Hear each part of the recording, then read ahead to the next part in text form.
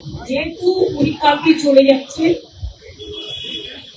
তাই ওনার সাথে অনেকদিন একসাথে কাজ করেছি এবং আমার সাথে ওনার ভালো সম্পর্কই ছিল। ওনার পরিবারকেও আমি চিনি, তাই বাংলার শিষ্টাচার হিসেবে আমি তার কামনা করে এবং তার প্রতি যে অবিচার হয়েছে, অন্যায় 5 ইয়ার্স নাম থাকতেও 1.5 বছর আগে ইলেকশনের আগে ভাবে সরিয়ে দেওয়া হয়েছে। আমি এটা এখনো মনে করি রাজনৈতিক উদ্দেশ্য প্রণোদিত।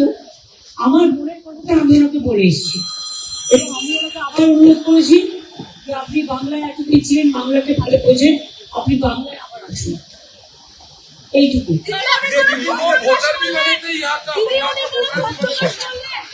नहीं आप यहाँ कुछ नहीं बोल दिया। मैडम একটাই খালি প্রশ্ন ছিল, ওনাকে যেদিন ওনার রেজিগনেশন হলো তারপরে তিনি রাষ্ট্রপতির আসার কথা ছিল, উনি বাগডোগরায় সেই কারণেই বাগডোগরা যাবে উনি তো আমি ট্রাই তো দিয়েছিলাম তো গভর্নমেন্টকে, যে ট্রাই যদি বাগডোগরা নরেন্দ্রনাথ প্রোগ্রাম শিডিউল ছিল, উনি তো যেতে পারেননি একটাই কারণে, কারণ সেই দিনই ওরা ডিসিশন নিয়ে সরিয়ে দিলেন না। আমরা তো গভর্নমেন্টের ফ্লাইটটা ওনাকে দিয়ে রেখেছিলাম এবং উনি বুকও করেছিলেন এবং ওনার বাগডোগরায় যাওয়ার কথা ছিল। বাগডোগরা প্রেসিডেন্টের ওখানে ওনার যাওয়ার কথা ছিল, থেকে ওনাকে মেসেজ দেওয়া হলো বাগডোগরায় না দিয়ে দিলেন।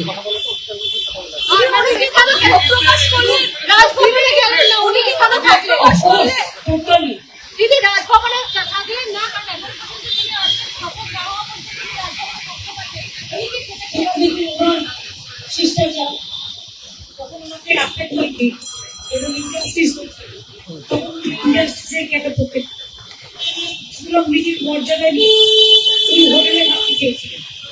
তখন আমি বললাম যে আপনি হোটেলে কেন থাকবেন, আমরা আছেন এবং এটা হচ্ছে বিশেষ বিশেষ ব্যক্তি, সবাই থাকে না, এটা ডিপ্লোম্যাটদের জন্য। এবং এখন তো নতুন রাজ্যপাল শপথ নেননি, উনি এখনো আছেন, সুতরাং আমাদের অতিথি হিসেবে আপনি প্লিজ থাকবেন এখানে।